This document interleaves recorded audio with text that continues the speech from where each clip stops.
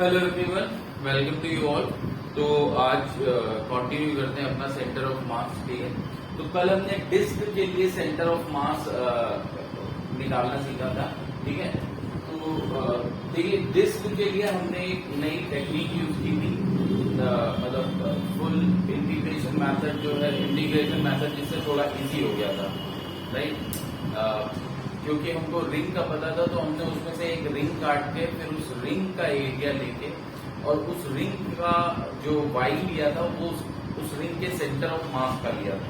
Suppose हमको जो YCM निकालना होता है तो उसका जो फॉर्मूला होता है वो होता है integration dm into y upon integration of dm. ठीक है, तो इसमें क्या होता है, इसमें हमने जो एलिमेंट हम काट रहे थे, तो जब एलिमेंट हम लोग थोड़ा एलिमेंट लेते समय हमारे साथ डिस्क में क्या प्रॉब्लम आ रहा था कि हमको जो एलिमेंट अकॉर्डिंग टू डेफिनेशन होता है कि उसका, जैसे अगर मुझे वाई कोऑर्डिनेट मुझे चाहिए तो मुझे यहाँ पर क्या चाहिए, डीएम इंटू वाई करना है। तो मैंने अगर कोई भी एलिमेंट लिया था, सपोज पहले मैंने सबसे पहले जो एक्सिस डिफाइन करनी होती है, तो एक्सिस देखिए हम इस तरीके से डिफाइन कर देंगे, हमने ये डिफाइन कर दी। ठीक है, अच्छा ये डिस्क है। ठीक है, this is we are talking about uniform disc के बारे में बात कर रहे हैं, uniform semi circular disc, uniform semi circular disc. ठीक है, तो ये 2D आता है, राइट, क्योंकि थ्रू आउट एरिया इसमें मास डिस्ट्रीब्यूशन होगा। ठीक है, तो हमने यहाँ पर क्या देखा था कि अगर हम या तो एलिमेंट ऐसे ले लें, एक छोटा सा स्क्वायर जिसका क्या होगा, ये विड्थ dx हो जाएगी और हाइट dy हो जाएगा। ठीक है, फिर dn निकालते समय हमको क्या होता है, हमको करना होता है sigma into D, sorry sigma into D, लेकिन dA देखिए क्या हो जाएगा, एरिया ऑफ दिस एलिमेंट, तो वो हो जाएगा dx इंटू dy, तो डबल इंटीग्रेशन आ रहा है। तो ये मेथड हमने नहीं यूज किया क्योंकि डबल इंटीग्रेशन आ रहा है। उसके बाद हमने एक स्ट्रिप ये काटी, राइट, जिसको हम बोलेंगे क्या, सेक्टर। ठीक है, सॉरी सेगमेंट, ये पूरा सेगमेंट होगा, इसको हमको लेना। लेकिन फिर इसमें भी क्या है, हर पॉइंट पे एक्स वाई भी डिफरेंट है और एक्स भी डिफरेंट है। ठीक है, तो फिर हमने इसमें क्या करा था, हमने इसमें किया था कि इसको इजी कर लिया था और इसका जो है रेडियल ऐसा कंपोनेंट लिया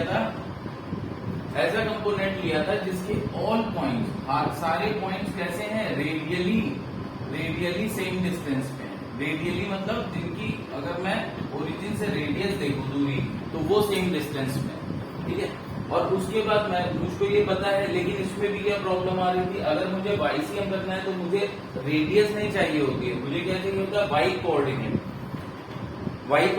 चाहिए होता है। लेकिन वाई कोऑर्डिनेट किसका, एलिमेंट का। तो लेकिन ये एलिमेंट हमारा क्या बन गया था, रिंग। तो ये एलिमेंट जब हमारा रिंग बन गया है, अब हमने रिंग का ऑलरेडी कैलकुलेट कर लिया था कि वाई कोऑर्डिनेट क्या होगा। ठीक है, आई मीन वाईसीएम क्या होगा। ठीक है, रिंग का हमारा ऑलरेडी हमने सेंटर ऑफ मास की लोकेशन जान ली थी। तो फिर हमने इसको, क्योंकि हम किसी भी बॉडी को रिप्लेस कर सकते हैं एक पॉइंट मास से, और उस पॉइंट मास को बस उसके सेंटर ऑफ मास पे रख दो उस बॉडी के, तो वो दोनों कॉन्फ़िगरेशन सेम होते हैं। इसलिए हमने इस तरीके से इस रिंग को सपोज किया था कि रिंग का डीएम निकाल लिया था मास, और ये कॉन्सेंट्रेटेड कहाँ होगा, ये पूरा मास उसके सेंटर ऑफ मास पे, रिंग के सेंटर ऑफ मास पे। ठीक है, तो अगर ये डिस्टेंस मान लीजिए, ये रेडियस जो एलिमेंट है इसकी रेडियस अगर r है तो 2r/पाई ऊपर होगा इसका सेंटर ऑफ मास, और फिर वो dm इंटू वाई की जगह हमने क्या करा था, एक्चुअली वो वाईसीएम हो जाएगा। वाईसीएम किसका, इस रिंग का सेंटर ऑफ मास। ठीक है, तो वो अकॉर्डिंगली हमने, तो ये टेक्निक हमने नहीं यूज कर ली थी। ठीक है, लेकिन अगर आपको सपोज इंटीग्रेशन से ही करना हो तो थोड़ा सा डिफिकल्ट हो जाता है। ठीक है, सेंटर ऑफ मास का कैलकुलेशन थोड़ा डिफिकल्ट हो जाएगा उस केस में, लेकिन एक बार देख भी लेना चाहिए कि कैसे होगा, सो दैट अगर कोई क्वेश्चन आता है तो एटलीस्ट आप एलिमेंट काट के अकॉर्डिंगली कर सकते हैं। ठीक है, तो फर्स्ट ऑफ ऑल जितने भी हम स्टैंडर्ड फॉर्म पढ़ रहे हैं तो उनके सेंटर ऑफ मास आपको पता होना चाहिए। यूनिफॉर्म डिस्क है, यूनिफॉर्म रिंग है, सेमी सर्कुलर रिंग है, अभी आज और देखेंगे। तो उनके सेंटर ऑफ मास आपको याद होने चाहिए, राइट, सो दैट डायरेक्टली आप यूज कर सके कैलकुलेशन। ठीक है, तो खैर अभी वापस आते हैं कि यूनिफॉर्म सेमी सर्कुलर डिस्क है ना बाई फुल इंटीग्रेशन मेथड, मतलब इंटीग्रेशन तो हमने कल भी किया था, लेकिन यहाँ पर अगर सपोज आपको बाई फर्स्ट मेथड जाना है, ठीक है, मतलब पूरा इंटीग्रेशन करना है, लेकिन ट्राई करिए कि आप जब एक्स एक्सिस, सबसे पहले तो हमको कोऑर्डिनेट्स मतलब एक्सेस डिफाइन करनी होती है अपनी, तो एक्सेस आप कोशिश करिए कि इस तरीके से डिफाइन करिए कि वन ऑफ द, देखिए जो भी सेंटर ऑफ मास आएगा उस सेंटर ऑफ मास का जो क्योंकि एक्स वाई प्लेन पे आएगा तो उसके दो कोऑर्डिनेट होंगे, एक एक्स कोऑर्डिनेट एक वाई कोऑर्डिनेट। आप कोशिश करिए कि ओरिजिन और अपनी एक्सिस इस तरीके से चूज करिए कि क्या हो, one of the coordinate by symmetry निकल आए। जैसे कि यहाँ पर देखिए ओरिजिन के इधर उधर अगर मैं मास डिस्ट्रीब्यूशन देखूं, ओरिजिन के इधर उधर, ठीक है, इधर उधर किस तरफ, along the x axis, origin के लेफ्ट और right along the x axis अगर मैं मास डिस्ट्रीब्यूशन देखूं तो देखिए कैसा है, दोनों तरफ सेम है। क्यों? क्योंकि ये यूनिफॉर्म सेमी सर्कुलर डिस्क है। तो जितना एरिया एक्स एक्सिस के अलोंग राइट साइड है ओरिजिन की, ओरिजिन से मैं देख रहा हूं, जितना एरिया एक्स एक्सिस के अलोंग ओरिजिन के राइट साइड है उतना ही एरिया एक्स एक्सिस के अलोंग ओरिजिन के लेफ्ट साइड है।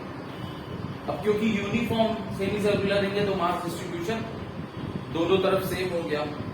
अब जब इधर इधर दोनों तरफ मास डिस्ट्रीब्यूशन सेम है तो एटलीस्ट एक्स कोऑर्डिनेट जो आएगा, सेंटर ऑफ मास का जो एक्स कोऑर्डिनेट आएगा वो सेंटर पे ही आएगा, ठीक है, तो वो आपका, इसलिए एक्स कोऑर्डिनेट बाई सिमेट्री क्या हो जाएगा, 0, है ना, बाई सिमेट्री एक्स कोऑर्डिनेट क्या हो जाएगा, 0, ठीक है। तो इससे थोड़ा सा इजी हो जाता है।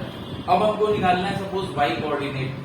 तो अब देखिए मैं अगर कोई एक ऐसी स्ट्रिप ले लूं, मैं अगर कोई एक ऐसा एलिमेंट इस पर काटूं जिसके ऑल पार्ट्स, मतलब जो एलिमेंट होगा उस एलिमेंट के सारे पार्ट्स का वाई कोऑर्डिनेट सेम हो, कहां से, ओरिजिन से ही नापोगे, मतलब एक्स एक्सिस से ही नापोगे, ठीक है। वाई कोऑर्डिनेट, क्योंकि एक्स तो मुझे निकालना नहीं है फिलहाल, ठीक है, वाई कोऑर्डिनेट अगर देखूं तो वाई कोऑर्डिनेट सपोज अगर मुझको चाहिए है तो वाई कोऑर्डिनेट सेम हो, ठीक है।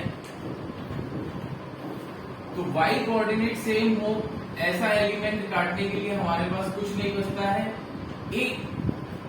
एक पर्टिकुलर वाई पे मैं क्या करूंगा, एक मतलब एक सपोज मैं इस वाई, ये वाई कोऑर्डिनेट है, तो इस वाई कोऑर्डिनेट पे जितने पार्टिकल्स हैं उनको सबको अगर देखूंगा तो वो एक ही लाइन पे आएंगे, ठीक है। तो बस अब इसके बाद हम क्या करते हैं, इसके बाद हमको क्योंकि थोड़ा सा एरिया चाहिए होता है, क्यों एरिया चाहिए होता है, क्योंकि यहाँ पर हमारा जो मास निकालेंगे हम वो होता है सिग्मा इंटू डी, तो हमको क्योंकि एरिया थोड़ा सा चाहिए, राइट, तो सिग्मा क्या हो जाएगा, सिग्मा होती है surface charge, surface mass density, तो इसको बस dy और ऊपर लेके, ठीक है, ये हमारा नया एलिमेंट हो जाएगा, ये हमारा इस बार एलिमेंट हो गया।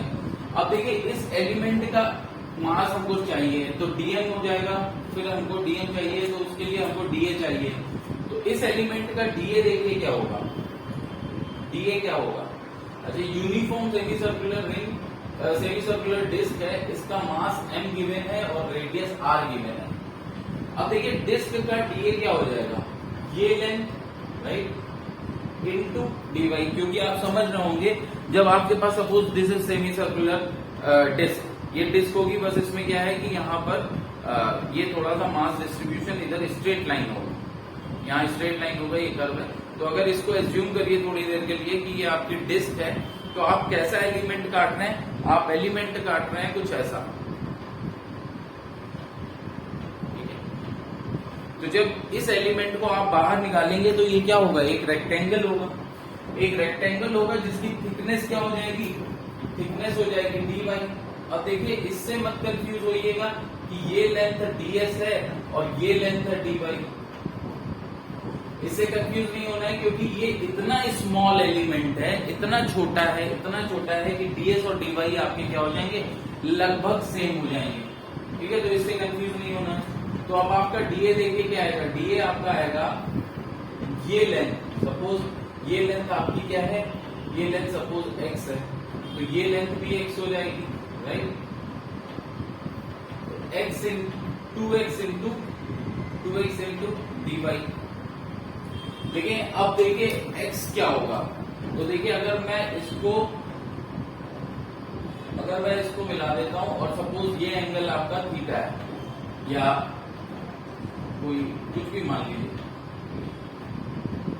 ये एंगल आपका सपोज थीटा है और ये है r, ठीक है। तो क्या मैं x को लिख सकता हूं, x आपका हो जाएगा, देखिए क्योंकि आपके पास वेरिएबल क्या है dy, तो आप x के साथ इंटीग्रेट नहीं कर पाएंगे। बेसिकली आपको x वेरिएबल x भी देखिए, x तो जैसे जैसे हाइट चेंज होगी तो x की अमाउंट कम होता जाएगा, लेकिन x y पे डिपेंड कर रहा है, क्यों, क्योंकि ये राइट एंगल ट्रायंगल बना रहा है। तो x को y की फॉर्म में हम लिखेंगे तो क्या लिखेंगे, x is equal to r square minus y square. ठीक है, यहाँ पुट कर देंगे, dA हमारा क्या आ जाएगा 2 under root r square minus y square dy, 2 under root r square minus y square dy आ गया। ठीक है, तो dm क्या आ जाएगा आपका, dm आ जाएगा अकॉर्डिंगली सिग्मा क्या होगा, सिग्मा होगा सरफेस मास डेंसिटी। ठीक है, तो आप सिग्मा की वैल्यू अलग से जानते ही हैं कि क्या होती है m अपॉन, फिलहाल मैं सिग्मा ही रख दे रहा हूँ। ठीक है, सिग्मा इंटू डी है तो 2 under root r square minus y square into d y.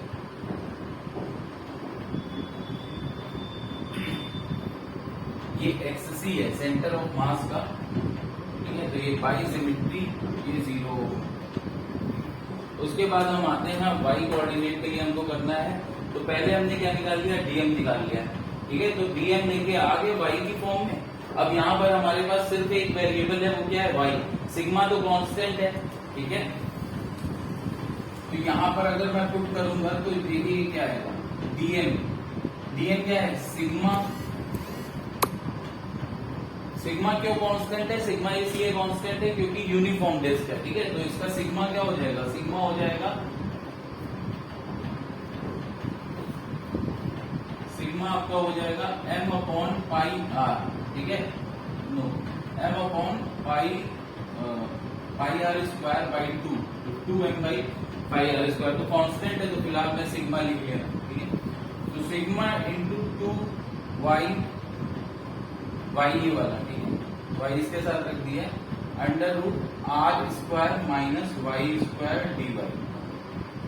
ठीक है, डीएम इंटू वाई करेंगे तो डीएम आपका ये है, तो ये भी एक्सप्रेशन आ जाएगा। नीचे क्या आएगा, सिग्मा इंटू डीएम, तो यहाँ पर वाई नहीं आएगा, बस बाकी सब आ जाएगा क्योंकि सिर्फ डीएम। ठीक है, अब देखिए इसको लिमिट्स देखिए, कुछ हमको किस पे पुट करनी होती है, वेरिएबल पे। वेरिएबल क्या है वाई, और लिमिट्स अगर हम पुट करेंगे, एलिमेंट की एक और खासियत होती है कि अगर मैं लिमिट्स पुट करूंगा तो क्या सारे पार्टिकल्स कवर हो जाएंगे। तो देखिए y इज इक्वल टू 0 से y is equal to capital R, यही लिमिट्स आप पुट करेंगे। तो ऑब्वियसली जब 0 होगा y, तो देखिए ये इधर चला जाएगा। देखिए 0 होगा y जब, तो x कितना हो जाएगा, R के बराबर। ठीक है, x कितना हो जाएगा, R के बराबर। आपने 2 बाहर लगाई दिया है तो ये वाला पोर्शन भी आ जाएगा। ठीक है, तो y is equal to 0 to R जब आप करोगे तो ये पूरा सबको कवर कर लेगा। ठीक है, सारे पार्टिकल्स कवर कर लेगा। तो देखिए लिमिट्स हम पुट करते हैं 0 टू R। ठीक है, अब देखिए यहाँ पर बस क्या है, सिग्मा देखिए कांस्टेंट है, बाहर आ जाएगा, सिग्मा कांस्टेंट है, बाहर आ जाएगा, 2 कांस्टेंट है, ये भी बाहर आ जाएगा, यहाँ पर भी 2 एंड सिग्मा कांस्टेंट है, बाहर आ जाएगा। अब ये दोनों कैंसिल हो जाएंगे। ये मत करिएगा कि r square minus y square भी कैंसिल कर दीजिए, ये इंटीग्रेशन के अंदर रहेगा क्योंकि वेरिएबल है, इसको नहीं काटने के ऐसे। ठीक है, तो ये अब आपके पास क्या आ गया, ये एक्सप्रेशन बचता है। बस इसका थोड़ा सा जो है, जो हमारा इंटीग्रेशन मेथड है वो बस थोड़ा सा बड़ा लंबा हो जाता है और डिफिकल्ट हो जाता है। ठीक है, इस वजह से। अब देखिए ये क्या है, न्यूमरेटर हमारा जो है, न्यूमरेटर का मैं थोड़ा अलग से कर रहा हूँ क्योंकि उसमें दूसरी अलग ट्रिक यूज करूंगा, इसमें अलग ट्रिक यूज करूंगा। तो न्यूमरेटर का जो इंटीग्रेशन है वो है 0 to r right y under root r square minus y square dy। अगर मैं y बराबर सॉरी अगर मैं r square minus y square is equal to क्या पुट कर दूं t, ठीक है, r square minus y square is equal to अगर मैं t पुट कर दूं तो देखिए क्या हो जाएगा, minus 2y dy is equal to dp हो जाएगा, राइट। r तो कांस्टेंट है बस डिफरेंशिएशन कर दिया दोनों का, या फिर आप dt बाई dy कर लो तो भी यही आएगा, ठीक है। तो अब देखिए बेसिकली यहाँ पर आपका dt क्या आ गया, सो बेसिकली dy क्या आ जाएगा, dy आपका आ जाएगा dp अपॉन माइनस 2y, ठीक है। दूसरा लिमिट्स भी अब चेंज हो जाएंगी क्योंकि अब वेरिएबल आपका t हो जाएगा, तो लिमिट्स कैसे चेंज होगी, जब y इज इक्वल टू 0 होगा तो t इज इक्वल टू क्या हो जाएगा, जब y इज इक्वल टू 0 होगा तो t इज इक्वल टू हो जाएगा r स्क्वायर, और जब y is equal to r होगा तो t इज इक्वल टू क्या हो जाएगा 0, ठीक है। बस इसको यहाँ पुट कर देंगे तो आपका जो न्यूमरेटर का जो आपका इंटीग्रेशन होगा, न्यूमरेटर का जो इंटीग्रेशन आएगा वो क्या आएगा, ये जो इंटीग्रेशन है ये इज इक्वल टू हो जाएगा 0 टू r नहीं रहेगा, अब क्या हो जाएगा, जब y 0 था तो r स्क्वायर, तो r स्क्वायर टू 0 हो जाएगा। और ये देखिए ये y और under root r square minus y को मैं क्या लिखूंगा, रूट टी, ठीक है। और dy को क्या लिखूंगा, dt upon minus 2y, dt upon minus 2y, ठीक है, dt अपॉन माइनस 2y। अब देखिए ये क्या आएगा आपका, देखिए ये y कैंसिल हो जाएगा, ठीक है, ये y कैंसिल हो जाएगा, माइनस 1/2 बाहर आ जाएगा, अंदर बचेगा रूट टी dt, ठीक है। तो ये y और ये y कैंसिल हो गया, माइनस 1/2 बाहर आ गया और अंदर बचा रूट टी dt, ठीक है। अब रूट टी dt क्या हो जाएगा, माइनस 1/2 रूट टी का t to the power 1/2 plus 1 upon 1/2 plus 1, तो 3/2 अपॉन 3/2, 0 r स्क्वायर टू 0, ठीक है। अब आप वैल्यूज पुट करेंगे, अपर लिमिट माइनस लोअर लिमिट करेंगे तो देखिए यहाँ पर आपका आ जाएगा, न्यूमरेटर जो आएगा आपका वो आ जाएगा r³/3, न्यूमरेटर इसका ये जो इंटीग्रेशन है ये हो गया आएगा r³/3, ठीक है। ये 2 और ये 2 कैंसिल हो जाएगा, ये r स्क्वायर ऊपर जाएगा तो पावर जो है r³ बचेगी और ये 3 बचेगा, 0 रखेंगे सब 0 हो जाएगा, तो r³/3। तो यहाँ पर मैं लिख सकता हूँ ये क्या आ गया आपका r³/3, ठीक है। अब डिनोमिनेटर का इंटीग्रेशन अलग से देखना पड़ेगा, देखिए डिनोमिनेटर में आपको क्या दिख रहा है, under root of r square minus y square, ठीक है। डिनोमिनेटर में आपको क्या दिख रहा है, तो ये कुछ पाइथागोरस फॉर्म दिख रही है, ठीक है। ये पाइथागोरस फॉर्म दिख रही है जिसमें हाइपोटेन्यूज r होगा, ठीक है। कोई भी सपोज ये कोई भी राइट एंगल ट्रायंगल है, ठीक है, जिसमें हाइपोटेन्यूज r होगा, ठीक है। और अगर बेस y होगा तो जो परपेंडिकुलर होगा वही होगा r square minus y square, ठीक है। परपेंडिकुलर जो होगा वही होगा r square minus y square, right. Denominator हमारा ये 0 टू r, तो जो हमारा ये सिर्फ मैं बता रहा हूँ कि कैसे मैनिपुलेशन याद रखना है कि इस टाइप का क्वेश्चन आया। अब आपको डायरेक्ट फॉर्मूला तो है नहीं आपके पास, तो कुछ ना कुछ मैनिपुलेशन करना है, वो कैसे समझेंगे, तो वो ये समझिए कि आपके पास ये under root r square minus y square दिख रहा है, ये आपका क्या हो गया, ये आपका कुछ ना कुछ पाइथागोरस फॉर्म में कन्वर्ट हो सकता है, ठीक है। मतलब इस तरीके से हम इसको समझ सकते हैं। कि under root r square minus x square y square ये होगा। तो अगर मैं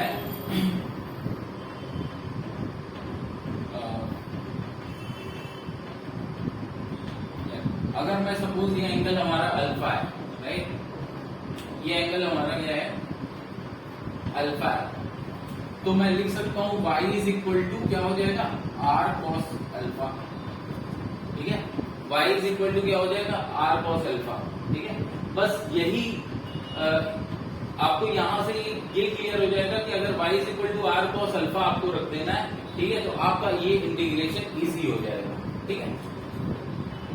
बेसिकली ये फॉर्म से हमको ये पता चला कि ये एक फॉर्म का ट्रायंगल बन रहा है, ठीक है, तो जिसमें ये इस तरीके का कुछ अरेंजमेंट होगा, ठीक है। तो इस केस में हमारा y क्या हो जाएगा, r cos अल्फा हो जाएगा। तो बस ये आपको यहाँ पे मैनिपुलेशन यूज करना, y is equal to r cos alpha. तो dy देखिए क्या हो जाएगा, dy हो जाएगा माइनस r sin अल्फा, ठीक है, minus r sin alpha d alpha, ठीक है, minus r sine alpha d alpha. और अब आपको लिमिट्स किस पे रखनी पड़ेगी, अल्फा पे, क्योंकि वेरिएबल अल्फा हो गया। तो लिमिट जब y इज इक्वल टू 0 है तो अल्फा इज इक्वल टू क्या हो जाएगा, y इज इक्वल टू अगर 0 हो गया तो अल्फा इज इक्वल टू क्या हो जाएगा, पाई बाई 2। और जब y is equal to r है तो देखिए अल्फा इज इक्वल टू 0 हो जाएगा, ठीक है। आप उल्टा भी कर सकते हैं कि अगर ये y आपने मान लिया है तो ये क्या हो जाएगा, under root r square minus y square. उस केस में y क्या हो जाएगा, r साइन अल्फा। तो y is equal to r sine alpha आप पुट कर दो। उस तरीके से भी आप फिर ये रिप्लेसमेंट यहाँ पर यूज करके भी आप क्या कर सकते हो, इंटीग्रेशन इजीली कर सकते हो इसका, ठीक है। तो dy आपका minus r sine alpha d alpha आ गया। और ये देखिए ये क्या हो जाएगा, y। तो अब मैं अगर i इज इक्वल टू ये है तो मैं i की वैल्यू निकालता हूँ। तो ये देखिए 0 टू r हो जाएगा, ठीक है। Now the limits will change. तो देखिए 0 टू r का मतलब है pi by 2 to 0, pi by 2 to 0, ठीक है। y क्या, y है आपका r cos अल्फा। तो अंदर देखिए समझ पा रहे होंगे कि r square 1 minus cos square alpha बन जाएगा, ठीक है।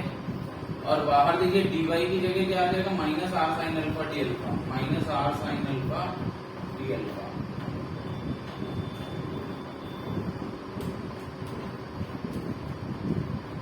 अब देखिए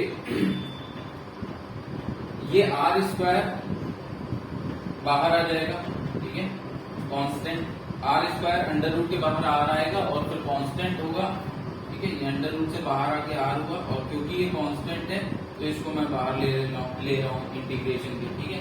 अब ये देखिए under root of 1 minus cos square alpha, under root 1 minus cos square alpha को मैं लिख सकता हूँ क्या, साइन स्क्वायर अल्फा। तो ये साइन स्क्वायर अल्फा होगा, ठीक है। माइनस साइन माइनस आर यहाँ से, ये भी कांस्टेंट है, बाहर ले रहा हूँ, ठीक है। तो माइनस आर अगर मैं बाहर ले लूंगा तो ये हो जाएगा माइनस आर स्क्वायर, ठीक है, माइनस आर स्क्वायर हो गया। अब देखिए ये under root sine square alpha, ये अंडर रूट के बाहर आएगा तो ये क्या बन जाएगा, साइन अल्फा, ठीक है। ये अंडर रूट के बाहर आके sine alpha, sine alpha sine alpha, sign square alpha d alpha, sign square alpha d alpha. अब साइन स्क्वायर अल्फा का इंटीग्रेशन तो हमको मालूम नहीं होता है, तो मैं साइन स्क्वायर अल्फा को क्या लिख सकता हूँ, साइन स्क्वायर अल्फा को मैं लिख सकता हूँ cos 2 अल्फा,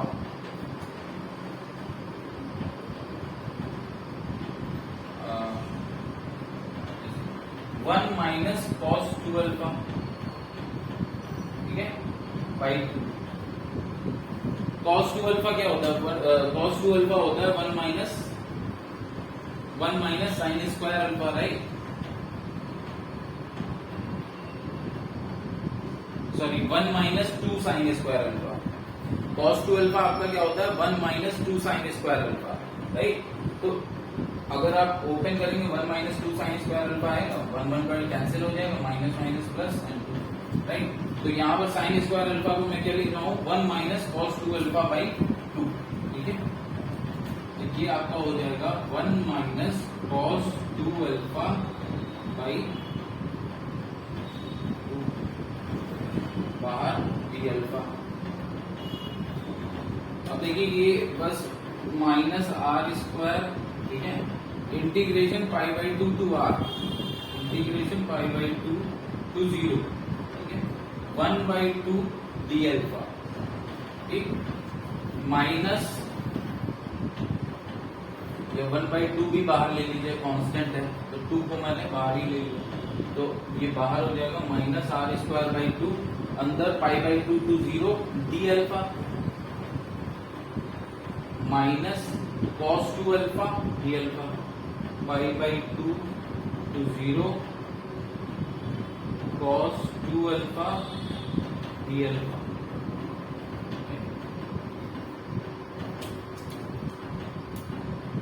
अब देखिए यहां अगर वैल्यू पुट करूं तो डी अल्फा क्या आएगा, डी अल्फा बेसिकली अल्फा आ जाएगा, ठीक है, और अल्फा की जगह आप क्या रखेंगे 0 माइनस पाई बाई 2, तो ये आएगा माइनस पाई बाई 2, ये क्या आएगा, ये आएगा अल्फा, ठीक है, पाई बाई 2 टू 0, तो 0 माइनस पाई बाई 2, तो that is minus pi by 2।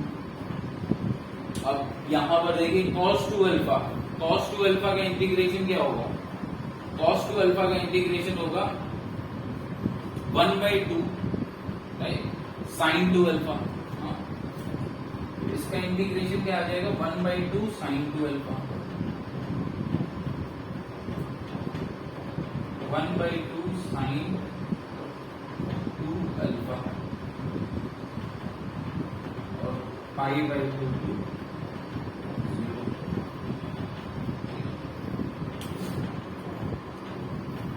अब देखिए ये यहां पर आपका क्या बनता है, साइन 0, ये जब आप 0 पुट करेंगे तो वैल्यू 0 हो जाएगी, पाई बाई 2 पुट करेंगे तब भी पाई आ जाएगा, ठीक है,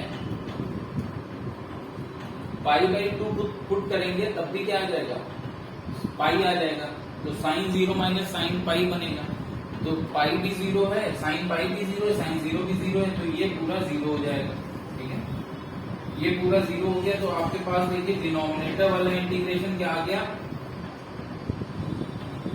आर स्क्वायर पाई अपॉन 4, ठीक है, तो डिनोमिनेटर में आपके क्या आ जाता है आर स्क्वायर पाई बाई 4,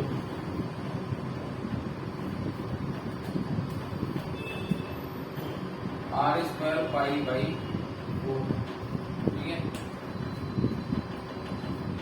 अब देखिए ये आर स्क्वायर और ये एक आर बचेगा ऊपर, ठीक है, तो ये क्या आ जाएगा 4r बाई 3 देखिए आ गया 4r बाई 3, ठीक है, यही हमारा YCM कल उस मेथड से भी आया था, ठीक है। तो देखिए लेकिन ये क्या है, इंटीग्रेशन में फिर इतना लंबा हो जाता है, लेकिन फिर आपके पास क्या है कि और कोई चारा नहीं बचता है, अगर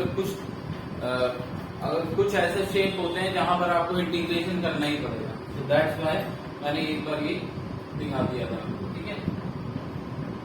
अब चलिए नेक्स्ट आते हैं, ये हमारा 2D हो गया है, ठीक है, एक और 2D है, सपोज स्फेरिकल शेल है आपका, अच्छा यहाँ पर अगर मान लीजिए मैं क्वार्टर बना दूं, ये यूनिफॉर्म सेमी सर्कुलर डिस्क ना होगी, अगर ये यूनिफॉर्म क्वार्टर सर्कुलर डिस्क है, ठीक है,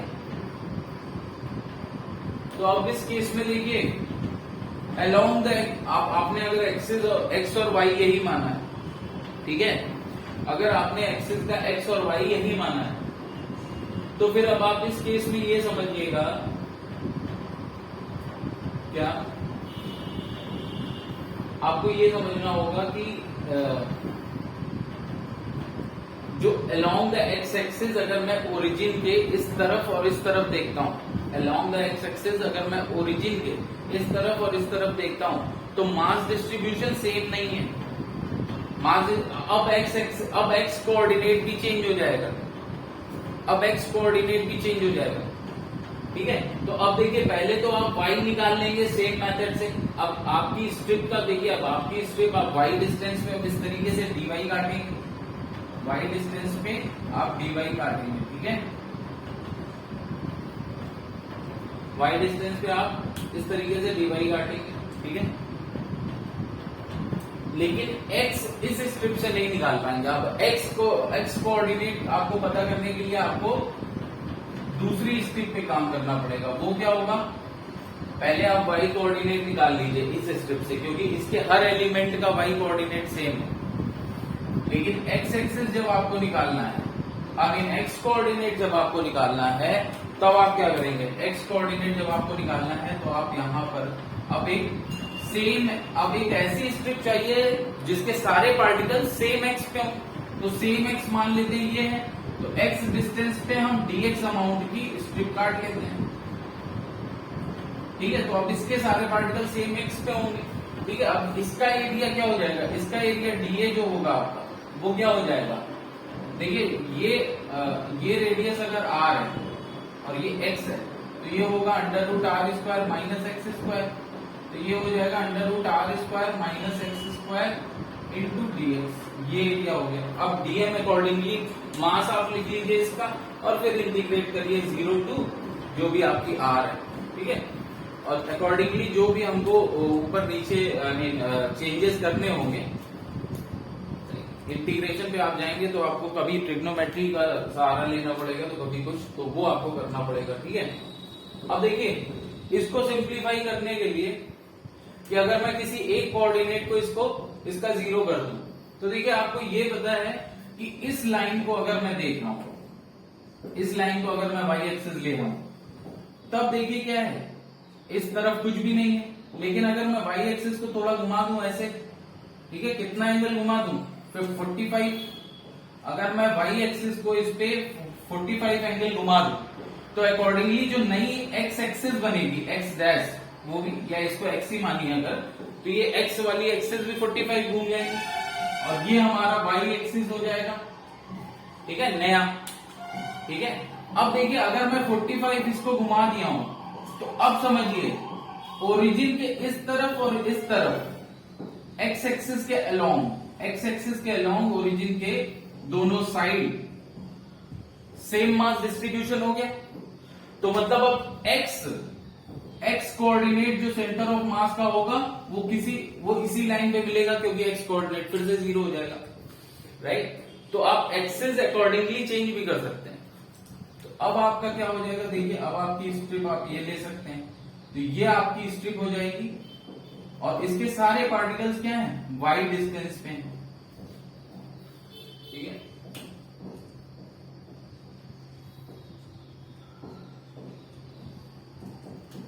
और फिर आप जाके इंटीग्रेशन मेथड यूज कर सकते हैं इसका, ठीक है। तो बेसिकली अभी अगर आप इसका भी इंटीग्रेशन करेंगे तो शायद सेम रिजल्ट आएगा 4r/3π, ठीक है। तो अब बस फर्क क्या पड़ जाता है कि अब ये एंगल अगर 45 है, ये एंगल 45 है, तो ये देखिए अगर ये 4r/3π है, ये डिस्टेंस 4r/3π है, ठीक है। तो अगर परपेंडिकुलर ड्रॉ करें तो ये एंगल भी 45 हो गया,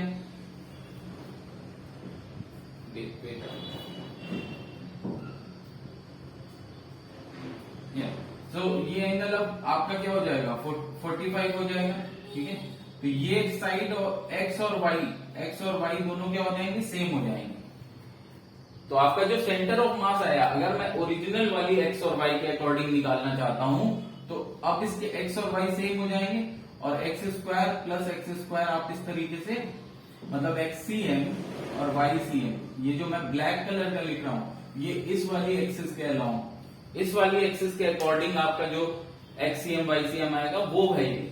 लेकिन नई एक्सिस से हमने इजीली फाइंड आउट कर लिया, तो अब ये हमको 4r/3π पता है, ठीक है। एक बार आप कैलकुलेट कर भी सकते हैं, राइट।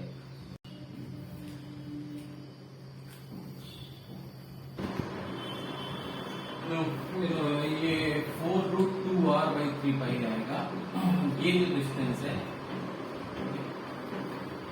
ये डिस्टेंस आपका 4r/3π का हो गया। This time it will be, आप कैलकुलेट करोगे तो 4√2r/3π आएगा।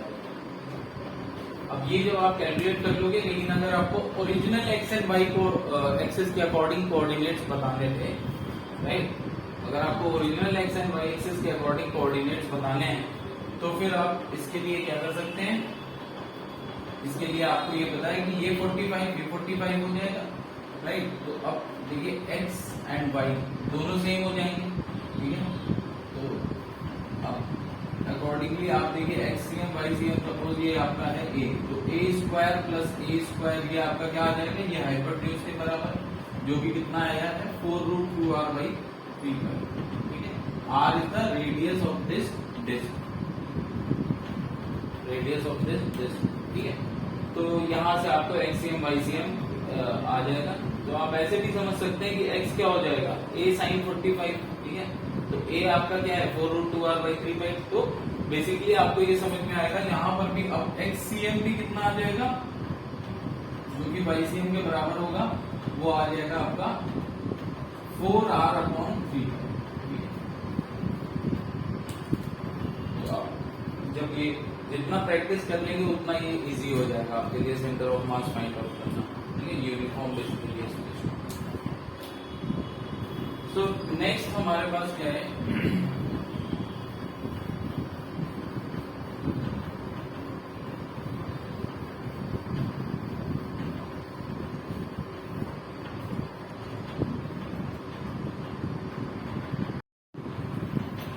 देखिए अब देखते हैं centre of mass of a thin uniform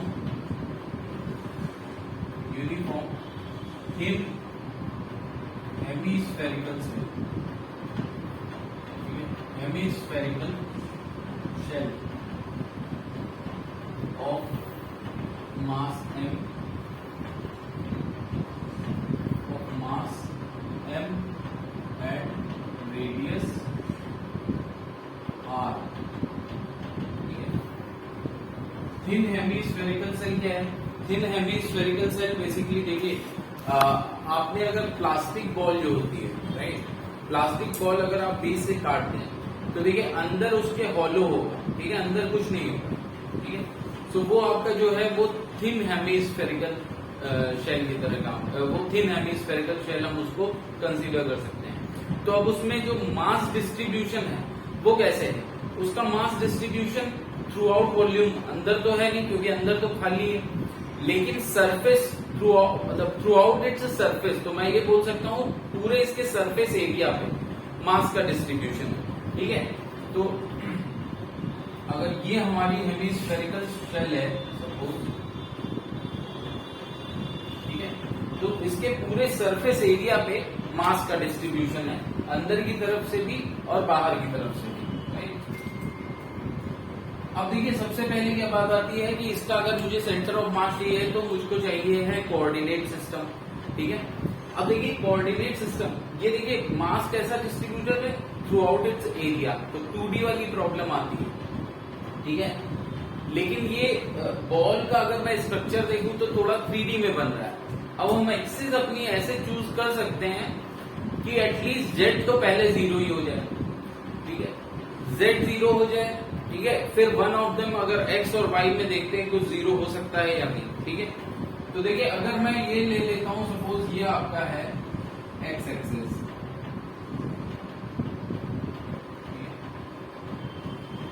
कहां से सेंटर, ये जो आपका जो बॉल होगा, बॉल का एक सेंटर होगा, राइट। बॉल पूरी एक स्फेरिकल शेल थी, मैं बोलूंगा शेल अगर लग जाता है मतलब हॉलो स्फेयर, अंदर से खाली। तो अगर बॉल का जो सेंटर होगा ये वो सेंटर है, तो उसको मैंने ओरिजिन मान लिया, ठीक है। अब देखिए ये एक्स एक्सिस होगी और ये वाई एक्सिस होगी, ठीक है, इस कोने से जाएगी ये वाई एक्सिस, ठीक है, ये वाई हो गई। अब देखिए एक जेड एक्सिस होगी ऐसे, इस तरफ जेड एक्सिस होगी, और ये अगर मेरा ओरिजिन है तो अब इस ओरिजिन के पहले, अब इस ओरिजिन के अक्रॉस हम देखते हैं, सबसे पहले वाई एक्सिस के अलोंग देखते हैं। इस ओरिजिन के दोनों साइड, इस ओरिजिन का है मिड पॉइंट है, सेंटर पे है, इस ओरिजिन के दोनों साइड अगर मैं मास डिस्ट्रीब्यूशन देखूं किसका, वाई एक्सिस की तरफ, इस ओरिजिन के दोनों साइड वाई एक्सिस की तरफ अगर मैं मास डिस्ट्रीब्यूशन देखूं तो क्योंकि ये यूनिफॉर्म है ना, और सेम एरिया है ओरिजिन के दोनों तरफ, वाई एक्सिस की तरफ अगर देखें ओरिजिन के दोनों साइड, तो सेम अमाउंट ऑफ एरिया है इस बॉल का, और क्योंकि ये यूनिफॉर्म है तो सेम अमाउंट ऑफ एरिया के पास सेम अमाउंट ऑफ मास होगा। तो दैट मीन्स यहाँ पर बाई सिमेट्री मैं क्या बोल सकता हूँ, बाई सिमेट्री मैं बोल सकता हूँ कि YCM जो आएगा वो 0 आएगा। YCM क्या आएगा, वो 0 आएगा, मतलब YCM, क्योंकि देखिए अब देखिए YCM बिल्कुल बीचों बीच आएगा, ठीक है, YCM बिल्कुल बीचों बीच आएगा, ठीक है, तो इसलिए YCM हमारा क्या होगा, 0 हो जाएगा, ठीक है। अब देखिए Z, तो Z एक्सिस ऐसे कुछ होगी, थ्रू एंड थ्रू पास कर रही है, मतलब अगर इस बोर्ड के थ्रू मैं ऐसे इस पेन को पास कर दूं इधर और उधर, तो ये हमारी Z एक्सिस हो जाएगी, ठीक है। अब Z एक्सिस के अलाउंग भी आप थोड़ा इमेजिन करिए, जो मास डिस्ट्रीब्यूशन होगा ओरिजिन के दोनों साइड Z एक्सिस के अलाउंग वो भी सेम होगा, राइट। तो बाई सिमेट्री YCM भी 0 हो गया और हमारा ZCM भी 0 हो जाएगा, सेंटर ऑफ मास का Z कोऑर्डिनेट भी 0 हो जाएगा। अब बात आती है सिर्फ X कोऑर्डिनेट की, तो देखिए अब X कोऑर्डिनेट के क्रॉस इस तरफ की आपकी जो आपका जो इस तरफ होता बॉल, वो तो आपने हटा ही दिया, तो अब XCM तो कुछ ना कुछ मिलेगा, क्योंकि मास डिस्ट्रीब्यूशन सिर्फ इस साइड है। आपको पता है जिस तरफ मास बढ़ता है, जिस तरफ मास ज्यादा होता है, सेंटर ऑफ मास उसी तरफ शिफ्ट हो जाता है, तो सेंटर ऑफ मास कुछ इस तरफ शिफ्ट हो जाएगा, ठीक है। अब इसके लिए हमको एलिमेंट भी लेना है, और एलिमेंट हमको ऐसा चाहिए क्योंकि हम क्या निकालने जा रहे हैं, X कोऑर्डिनेट। तो एलिमेंट हमारा ऐसा होना चाहिए कि जिसके हर पार्टिकल का X सेम हो, जिसके हर पार्टिकल का X सेम हो। तो कुछ एक X दूरी पे मैं क्या करूं, एक पहले पार्टिकल देखूं कौन सा है, ये है, लेकिन क्या है ये 2D है, तो यहाँ पर dm हमारा क्या होगा, सिग्मा इंटू dA, ठीक है। तो मुझे कुछ एरिया भी चाहिए, तो पहले तो थोड़ा सा इसके आगे मैं ये अमाउंट को देख लेता हूँ, ठीक है। तो देखिए जो ये मैं स्ट्रिप काटूंगा, ठीक है, जो ये मैं स्ट्रिप ऐसे करके काटूंगा, देखिए ये बॉल की सरफेस पे होगा,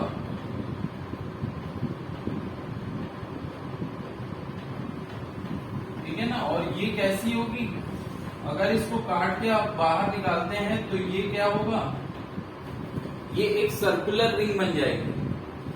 अगर इसको आप इतने पोर्शन को आप बाहर निकालेंगे तो ये एक सर्कुलर रिंग होगी, ठीक है, ये एक सर्कुलर रिंग होगी।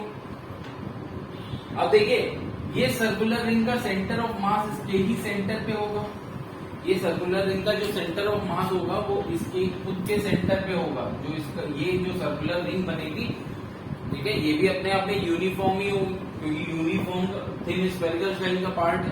तो जो इसका सेंटर होगा, जो इस एलिमेंट का जो एलिमेंट सर्कुलर रिंग जो है उसका जो सेंटर होगा वो इसका सेंटर ऑफ मास होगा, और उसकी डिस्टेंस मैंने मान लिया है, ये क्या है, x डिस्टेंस पे इसको मैंने काटा था, तो ये x हो गया, ठीक है।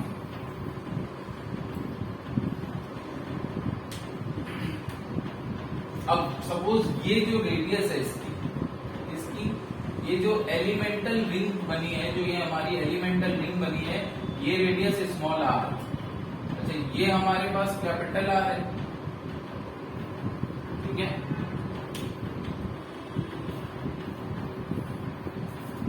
ये हमारे पास कैपिटल R है, ठीक है।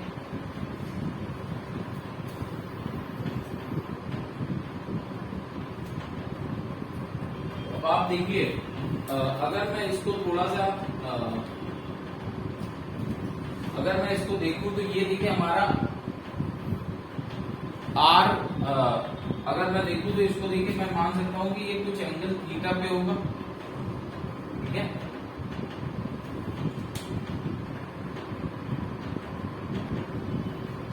तो अब अगर ये वाला जो स्ट्रिप है, जो हमारा स्ट्रिप है, स्ट्रिप का जो दूसरा वाला अपोजिट एंड है, ठीक है ना, वो कुछ एंगल डी थीटा इसको और आगे ले जाएंगे, ठीक है।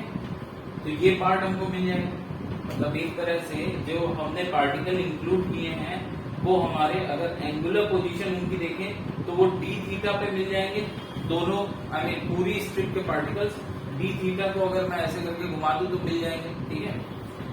अब देखिए ये बेसिकली हम ये क्यों कर रहे हैं, क्योंकि हमको इस स्ट्रिप का एरिया चाहिए, हमको इस स्ट्रिप का एरिया चाहिए, ठीक है। अब हम यहाँ पर क्या है, जो हमारा वेरिएबल x था, फिलहाल हम उसको थीटा वेरिएबल में कन्वर्ट करके, थीटा की फॉर्म में कन्वर्ट करके इंटीग्रेशन करेंगे तो इजी हो जाएगा, ठीक है। तो ये हमारा क्या हो गया, ये हमारा ds हो गया, ठीक है। ये जो स्ट्रिप की थिकनेस है, या जो सर्कुलर रिंग बनेगी इसकी जो थिकनेस है वो क्या हो जाएगी, dA हो जाएगी। तो देखिए dm हमारा क्या हो जाएगा, सिग्मा, सिग्मा तो देखिए कांस्टेंट होगा, क्योंकि सिग्मा क्या होगा इसका, सिग्मा आपका सिग्मा आपका क्या हो जाएगा, सिग्मा आपका हो जाएगा m/2 पाई r स्क्वायर, m/2 पाई r स्क्वायर, क्योंकि फुल हेमिस्फेरिकल सेल का एरिया क्या होता है 4 पाई r स्क्वायर, हाफ का हो जाएगा 2 पाई r स्क्वायर। dA क्या होगा, dA है ये जो सर्कुलर रिंग आपने काटी है उसका एरिया। तो सर्कुलर रिंग जो आपने काटी है उसका एरिया देखिए कैसे निकालेंगे, कोई भी चीज हो उसका एरिया देखिए कैसे, देखिए ये लेंथ इनटू थिकनेस, ठीक है। अगर मैं ये सर्कुलर रिंग है तो इसका एरिया क्या होगा, इसको ओपन कर दो भाई, आपके पास अगर मान लीजिए ये एक सर्कुलर रिंग है, ठीक है, ये थोड़ा ऊपर पोर्शन पे है उठा हुआ, ठीक है। तो आप क्या करें, अब आपको चाहिए ये पूरा एरिया, ठीक है। तो आप क्या करें, अगर ये आपके पास सर्कुलर रिंग है, ठीक, ये ऐसे करके सर्कुलर रिंग, तो आप यहां से इसको काट दीजिए और इसको जब ओपन करेंगे तो ये एक रेक्टेंगल बन जाएगा, जिसकी लेंथ हो जाएगी इसका पेरीमीटर 2 पाई r, इसकी लेंथ हो जाएगी और थिकनेस ds, ठीक है। तो जो इसका dA हमारा आएगा वो क्या आएगा, ds थिकनेस इंटू 2 पाई r, और r हमारा कौन सा होगा, ये छोटा वाला स्मॉल r, ठीक है। सो 2 पाई r इंटू ds। अब देखिए ds हम क्या लिख सकते हैं, ds हम लिख सकते हैं r d थीटा, ds हम लिख सकते हैं r d थीटा, ठीक है।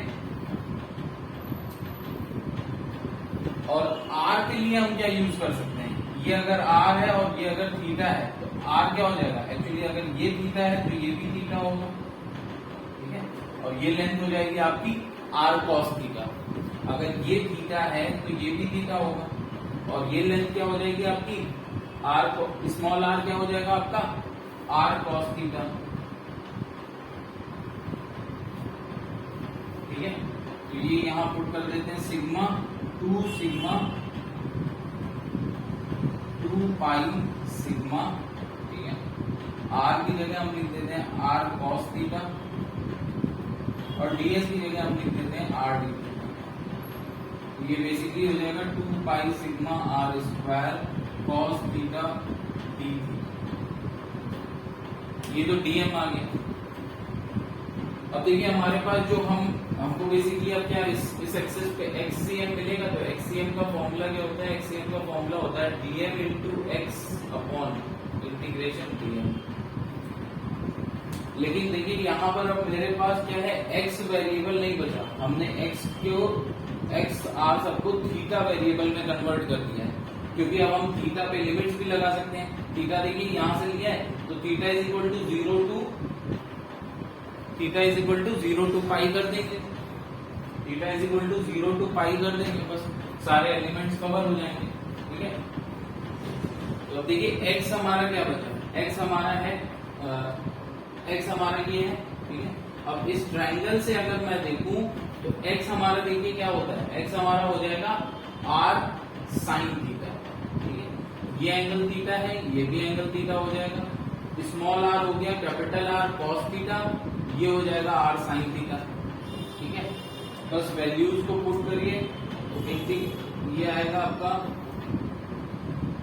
इंटीग्रल ऑफ dm, dm क्या है 2 pi sigma r square cos theta, ठीक है,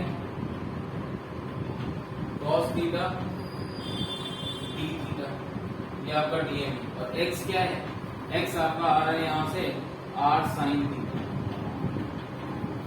x आ जाएगा r sin थीटा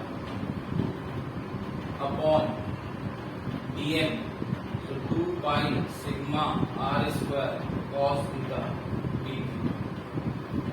ठीक है, अब देखिए ये है कांस्टेंट, ये पूरा कांस्टेंट है, तो ये बाहर आ जाएगा।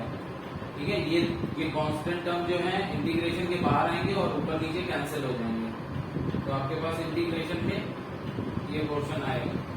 ठीक है, integration of cos theta D theta और अच्छा थीटा की वैल्यू क्या है 0 to pi, 0 to pi.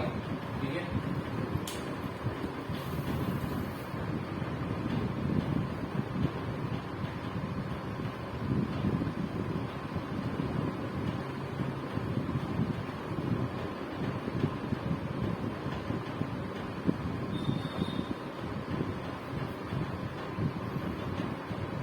Limits देखिए पाई दी जाएंगी, थोड़ा सा यहाँ पर समझिए।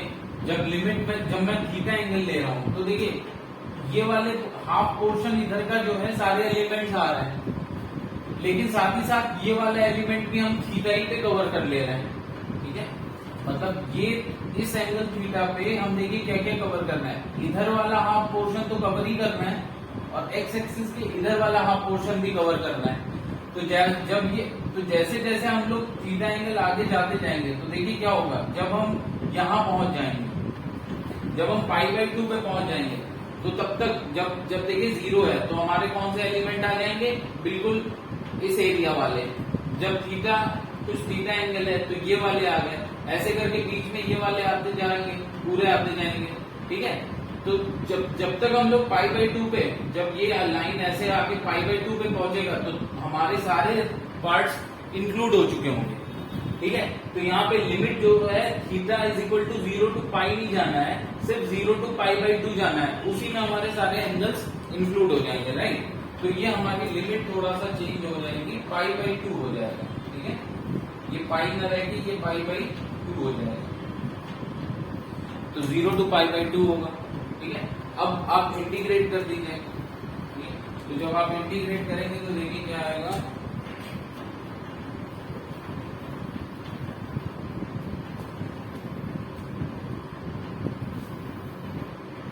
इसका इंटीग्रेशन आएगा x centre of mass is equal to, ऊपर देखिए cos थीटा sin थीटा आ रहा है। ठीक है,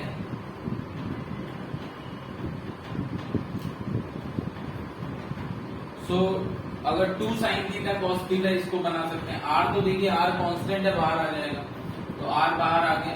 ठीक है, अब इसको 2 sin थीटा cos थीटा बनाना था तो डिवाइड कर दिया 2 से और फिर मल्टीप्लाई करते हैं 2 से, तो अंदर हो जाएगा 2 sin theta cos theta d theta. ठीक है, और 0 से π/2 हमको इंटीग्रेट करना है। 2 sin थीटा cos थीटा क्या होता है sin 2 थीटा, और ये नीचे क्या आएगा, नीचे आपका आ जाएगा cos थीटा का इंटीग्रेशन। cos थीटा का इंटीग्रेशन क्या होता है, sin theta. Right, cos theta का इंटीग्रेशन होता है sin थीटा, और ये 0 to π/2। तो देखिए sin π/2 माइनस sin 0, तो ये तो 1 हो गया, sin π/2 1 हो जाएगा। अब ऊपर देखिए क्या बचेगा, ऊपर आ जाएगा ये r/2 common, sin 2 theta 1/2, sin 2 theta का इंटीग्रेशन माइनस cos थीटा, तो माइनस 1/2 cos 2 थीटा, 0 to π/2। ठीक है, देखिए π/2 रखेंगे तो ये माइनस r/4। अब π/2 रखेंगे तो क्या आएगा, cos π। Right, cos π minus cos 0। देखिए cos π क्या होता है, cos π होता है -1, cos 0 क्या होता है 1, तो -1 -1 -2 हो जाएगा। ठीक है, माइनस माइनस प्लस हो जाएगा, 2 2 4, तो ये r/2। तो ये आपका कितना है, ये जो सेंटर ऑफ मास इस तरफ शिफ्ट हो जाएगा ये HCM आपका कितना आ जाएगा R/2, ये आपका सेंटर ऑफ मास हो जाएगा, ठीक है। तो HCM आपका बेसिकली आ जाएगा R/2।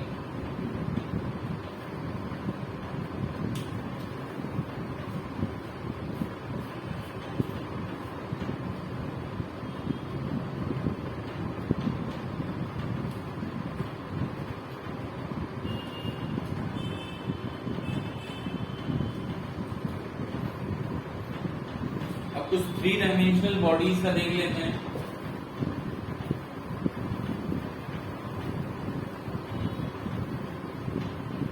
अभी हमने हेमीस्फेरिकल शेल देखा, ठीक है। अब देखते हैं हेमीस्फेयर, सॉलिड हेमीस्फेयर शेल ना होके अब क्या है हमारे पास, यूनिफॉर्म सॉलिड हेमीस्फेयर।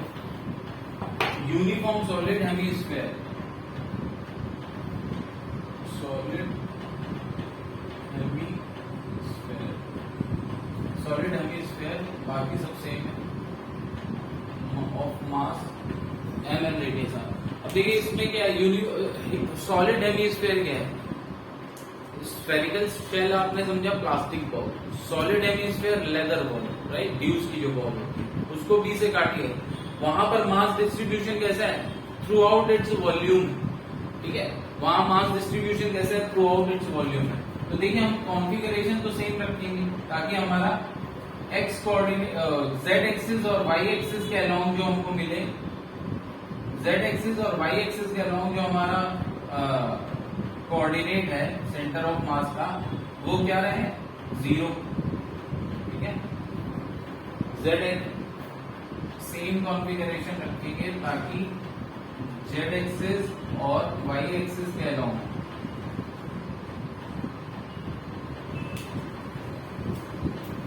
ये आपकी जेड एक्सिस है, रेड कलर। अगर मैं जेड एक्सिस के अलोंग देखूं, वाई एक्सिस के अलोंग देखूं, हमारा क्या आ रहा है, जेड एक्सिस जो है वो थ्रू एंड थ्रू आर पार पास हो रही है, ठीक है। तो ये रेड कलर वाली जेड एक्सिस है। तो फिर से हमारा बाइसिमेट्री क्या हो जाएगा, बाइसिमेट्री,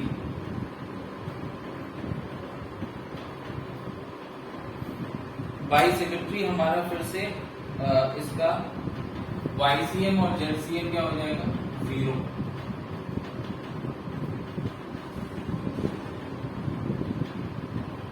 YCM और ZCM हमारा 0 हो गया। बचेगा क्या, ये X एक्सिस के अलोंग,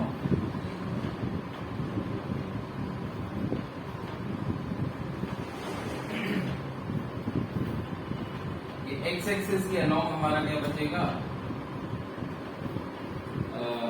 एक्स एक्सिस के अलोंग हमारा शिफ्ट होगा जो कि ये सेंटर ऑफ मास है, ठीक है। अब इसको निकालना है, तो अब सबसे पहली बात आती है कि क्योंकि इसमें वॉल्यूम कैसा है, क्योंकि इसमें मास डिस्ट्रीब्यूशन कैसा, मास डिस्ट्रीब्यूशन हमारा 3 डायमेंशनल है, ठीक है। तो जो भी हमारी स्ट्रिप आएगी उसके लिए जब मुझे HCM निकालना होगा तो हमारे पास फॉर्मूला क्या होता है, dm x अपॉन, ठीक है, इंटीग्रेशन ऑफ dm, ठीक है। और dm मुझे चाहिए है इस केस में, क्योंकि ये कैसा है, सॉलिड बॉडी है, मास कैसा डिस्ट्रीब्यूटेड है थ्रू आउट इट्स वॉल्यूम। तो हमको पता है कि यहाँ पर हमको यूज करना होगा रो dv, जहां पर dv क्या होगा हमारे पास, dm क्या हो जाएगा, रो dv, जहां पर dv क्या है, volume of the element, volume of the element, और रो क्या है, वॉल्यूमेट्रिक डेंसिटी, ठीक है, mass upon volume, volumetric density. तो ये तो कांस्टेंट हो गया वॉल्यूमेट्रिक डेंसिटी, रो क्या हो जाएगा, रो आपका हो जाएगा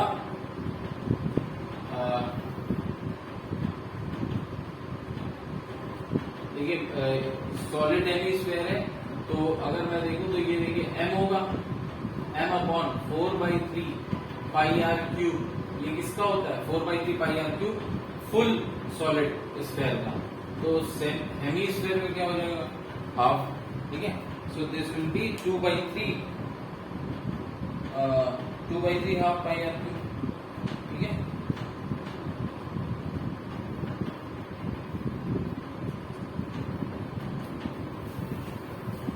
ये एक कांस्टेंट है, राइट।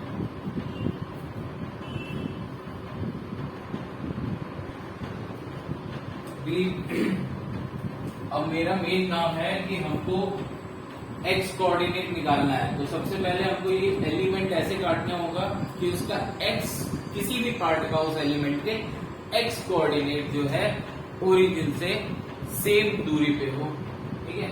उसके मतलब एक्स कोऑर्डिनेट जो एलिमेंट के सारे पार्ट्स हैं उसके जो एक्स कोऑर्डिनेट है उसमें ज्यादा वेरिएशन ना हो, बहुत ही कम वेरिएशन हो, ठीक है। तो वो अब इतना तो समझ में आता है कि कुछ ऐसे ही मिलेगा, सारे पार्टिकल जो एक सेम एक्स पे हो वही हमारे एलिमेंट बनाएंगे, ठीक है। तो देखिए अब इसमें वापस हम क्या करेंगे, सपोज ये पार्टिकल, देखिए अब पार्टिकल जो है अब मुझे ऐसे सरफेस पे ही नहीं मिलेगा, अंदर वॉल्यूम, पूरे वॉल्यूम में मास है, ठीक है ना, अंदर से ये खाली नहीं है, तो अब सिर्फ सरफेस पे नहीं मिलेगा।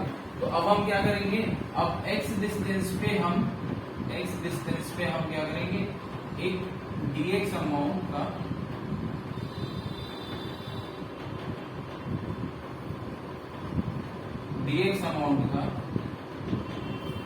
ये पोर्शन काट लेंगे, ठीक है। तो अगर आप x डिस्टेंस पे अगर आप ये dx अमाउंट का पोर्शन काट रहे हैं, देखिए पहले हमको क्या मिला था, हमको सिर्फ सरफेस पे ही मिला था, तो अकॉर्डिंगली हमने ds अमाउंट ले लिया था और उसको हमने थीटा में कन्वर्ट कर लिया था। लेकिन अब क्या है, अब ये डिस्क मिल रही है पूरी, पहले हमको रिंग मिली थी क्योंकि सरफेस पे था, उसको आप काट के निकालेंगे। अब इतने पोर्शन को अगर आप काट के निकालेंगे तो क्योंकि पूरे वॉल्यूम में मास है, तो अब आपको ये जो अलग से मिलेगा ये पूरी डिस्क होगी, डिस्क होगी, यूनिफॉर्म डिस्क होगी, क्योंकि यूनिफॉर्म बॉडी का पार्ट है, यूनिफॉर्म डिस्क होगी। उसके सेंटर पे आपको मिलेगा इसका सेंटर ऑफ मास, डिस्क के सेंटर पे, यहाँ कहीं बिल्कुल सेंटर पे आपको इस डिस्क का सेंटर ऑफ मास मिलेगा, ठीक है। इसकी रेडियस मान लेते हैं क्या है, r, स्मॉल r, ठीक है। अब ये देखिए ये क्या है, ये तो कैपिटल R है, ठीक है। अब हम थीटा नहीं ले रहे, क्यों नहीं ले रहे, क्योंकि हमारा ये वाले पे पूरा मास है, ठीक है। हमको सिर्फ सरफेस पे नहीं मास, सिर्फ सरफेस पे मास नहीं है। अब हमको सीधा इसके वॉल्यूम की जरूरत है। तो देखिए वॉल्यूम अगर मैं किसी भी चीज का लिखूं तो ये समझिए वॉल्यूम क्या होता है, वॉल्यूम होता है आपका एरिया ऑफ क्रॉस सेक्शन, ठीक है, इनटू लेंथ और हाइट जो भी हो, ठीक है, इनटू लेंथ या फिर हाइट, ठीक है, और हाइट। मतलब देखिए सिलेंडर का क्या होता है area, pi r square h. तो एक तरह से मैं देख सकता हूँ सिलेंड्रिकल सरफेस है, ये एरिया हो जाता है पाई आर स्क्वायर और हाइट हो जाती है ये, ठीक है। तो अगर मेरे पास क्यूबॉइड है तो इसका एरिया क्या होता है, length into breadth into height. तो अगर मैं ये लेंथ मानता हूं तो b इंटू एच क्या होगा, b इंटू एच, ये b इंटू एच, ठीक है। तो ये इसका एरिया ही तो होगा। तो किसी भी पार्टिकल के लिए, किसी भी बॉडी के लिए आप उसका वॉल्यूम क्या लिख सकते हैं, area of the cross section into height, ठीक है, या फिर area of the cross section into thickness. अगर बॉडी पतली है तो हाइट क्या होगा, हाइट को थिकनेस आप बोलोगे, ठीक है। तो अब देखिए ये जो डिस्क निकल के आई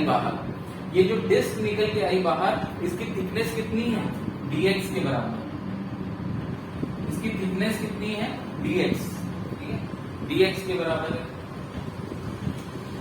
और एरिया क्या होगा, एरिया डिस्क का जो थिकनेस dx और एरिया डिस्क का, ठीक है।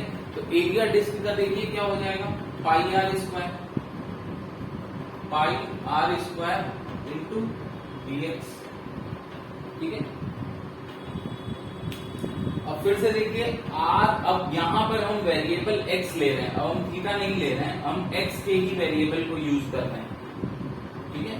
देखिए पहले उस केस में आप क्या करते हैं, तो उस केस में अगर सेम मेथड आप यूज कर सकते हैं, लेकिन फिर उस केस में क्या होता, under root r square minus x square होता, ठीक है, under root r square minus x square होता है, क्योंकि वहां पे 2 pi r into d s था। आप सेम मेथड वहां यूज कर सकते हैं, लेकिन वहां पे फिर इंटीग्रेशन डिफिकल्ट हो जाता, इसलिए मैंने वहां पहले से ही इसको थीटा की फॉर्म में कन्वर्ट कर दिया। नहीं तो under root r square minus x square होता, फिर वैसे ही सॉल्व करते जो भी हमने थोड़ी देर पहले इंटीग्रेशन किया। इससे बेटर है, अब यहाँ पर क्या है, यहाँ हमें आर स्क्वायर की वैल्यू पुट करनी है, वहां 2 पाई आर था तो सिर्फ आर की वैल्यू पुट करनी थी। आप चेक करिएगा तो आपको समझ आएगा, तो वहां पर अंडर रूट लगाना होता है। यहाँ हम सिंपली आर स्क्वायर को क्या लिख सकते हैं, आर स्क्वायर को हम लिख सकते हैं r square minus x square, ठीक है। तो यहाँ पर ये हो जाएगा pi r square minus x square into d x. आपको वो भी मेथड समझने होंगे जिससे आप इजीली निकाल सकते हैं चीजें, नहीं तो लॉन्ग मेथड तो कई है, ठीक है। तो pi r square minus x square d x हो गया, ठीक है। अब देखिए इसमें अंडर रूट नहीं लगा, पिछली बार इसमें अंडर रूट लग जाता तो फिर इसका इंटीग्रेशन करने के लिए फिर हमको वो अलग से सॉल्व करना पड़ता, मतलब फिर x इज इक्वल टू आप क्या करते हैं आर साइन थीटा या आर कॉस थीटा पुट करते हैं, तो ट्रिग्नोमेट्री। यहाँ पर आर स्क्वायर को रिप्लेस करना था इजीली। अब देखिए इसका इंटीग्रेशन इजीली हो जाएगा, तो हम सीधे इसी फॉर्म में रखेंगे वैल्यू और उसको सॉल्व करेंगे, ठीक है। तो अब देखिए आपको क्या मिल गया, डीवी मिल गया वॉल्यूम, ठीक है। रो तो हमारा कांस्टेंट है, ठीक है। और दूसरा हमको क्या चाहिए होता है, अब हमको एक्ससीएम निकालना है, तो बस आप वैल्यूज पुट करिए।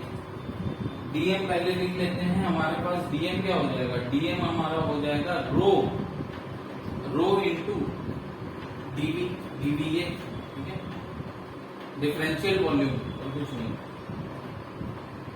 सो डीएम हो जाएगा rho into DV. What is रो क्या हमारा वॉल्यूमेट्रिक डेंसिटी, इसकी वैल्यू बाद में देखेंगे, बाद में पुट करेंगे। Rho pi r square minus x square into d x, rho pi r square minus x square into d x. Rho की वैल्यू पुट करनी ही नहीं पड़ेगी क्योंकि ये कैंसिल हो जाएगा। अब देखिए ये एक्ससीएम आपका क्या आ जाएगा, एक्ससीएम आएगा आपका,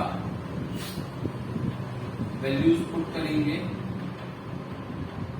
सो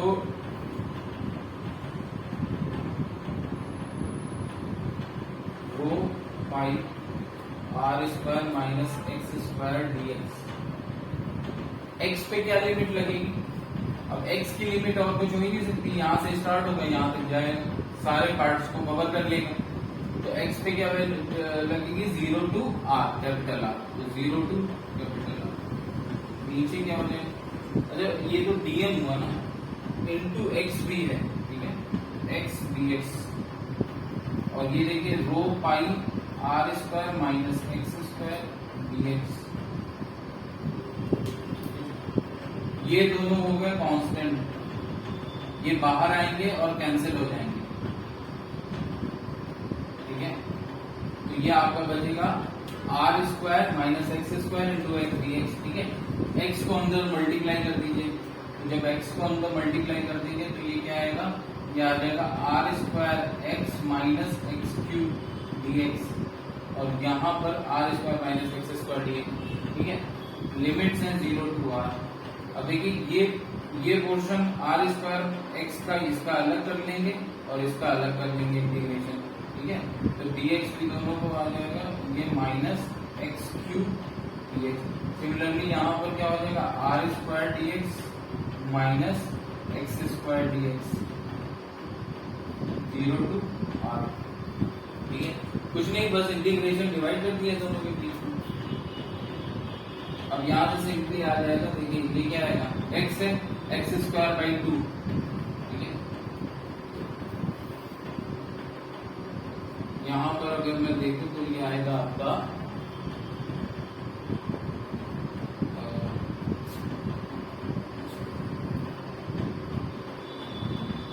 r square x square by 2, right. So r square x square by 2 0 to r minus x to the power 4/4 0 to r. नीचे देखिए डिनोमिनेटर में आपका आएगा r square x 0 to r minus x cube by 3 0 to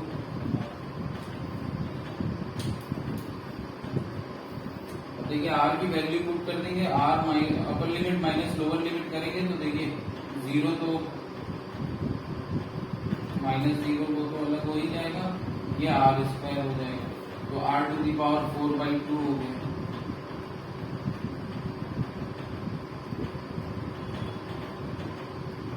ये भी देखिए are to the power 4/4 हो जाएगा, नीचे लोअर लिमिट 0 थी तो उसका हो गई, तो ये हो जाएगा are to the power 4/4,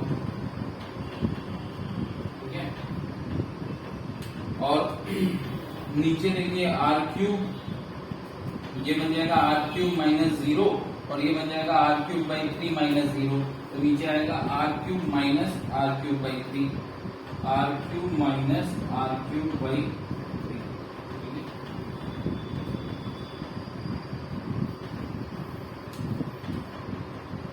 are square r to the power 4/2 minus r to the power 4/4, ये आ जाएगा आपका r to the power 4/2, sorry r to the power 4/4 upon ये कितना आ जाएगा 2r क्यूब बाई 3,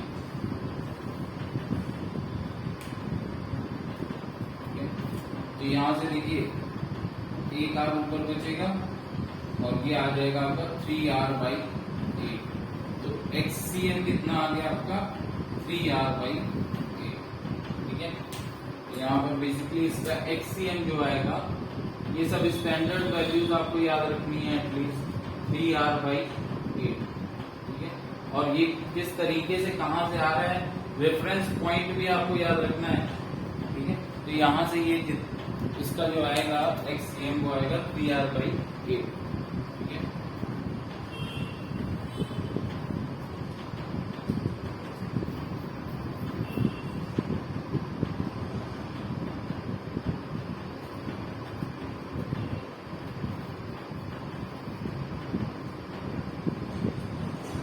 जल्दी से centre of mass of a uniform solid cone भी देख लेते हैं।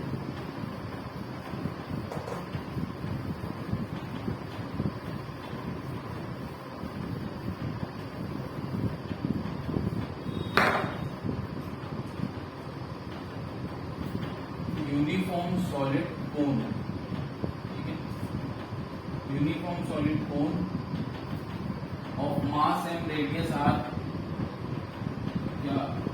यहां पर अब आपको दिया गया है ऑफ मास m, हाइट दी गई है h, हाइट दी गई है h and semi vertex angle दिया गया है, सेमी वर्टेक्स एंगल दिया गया है अल्फा, ठीक है, सेमी वर्टेक्स एंगल दिया गया, ठीक है।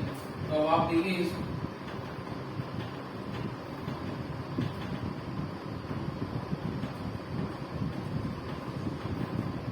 ये आपका समझ लीजिए, ये एक सॉलिड कोन है, सॉलिड कोन का मतलब क्या हो गया, फिर से वही कि through out its volume mass distributed है, ठीक है, और यूनिफॉर्म है, ठीक है। तो आप फिर से आपको एक्सेस थोड़ा सा इस तरीके से देखना होगा कि क्या हो जाए, कुछ सिमेट्री से कुछ जो एक दो हमारे कोऑर्डिनेट्स हैं वो 0 हो जाए, ठीक है।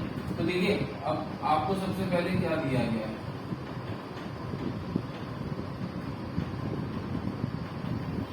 ये कोन पे आपको ये सेमी वर्टेक्स एंगल अल्फा दिया गया है, ये हाइट h दी गई है, ठीक है, और इसका मास जो भी है, ठीक है, इसका मास आपको m दिया गया है, ठीक है।